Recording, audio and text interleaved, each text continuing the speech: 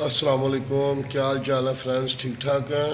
اچھا، آج میں نے آپ سے یہ گفتگو کرنی ہے کہ انسان کا دنیا میں آنے کا مقصد کیا ہے۔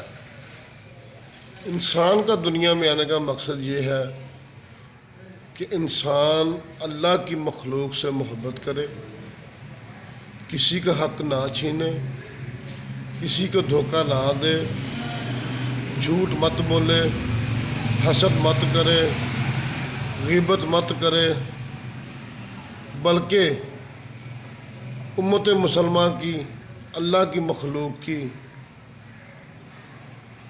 حفاظت کرے، اس کی عزت کرے، اس کا خیال رکھے، چاہے وہ اشرف المخلوقات ہے، چاہے وہ کوئی جانور ہے، چرند ہے، پرند ہے۔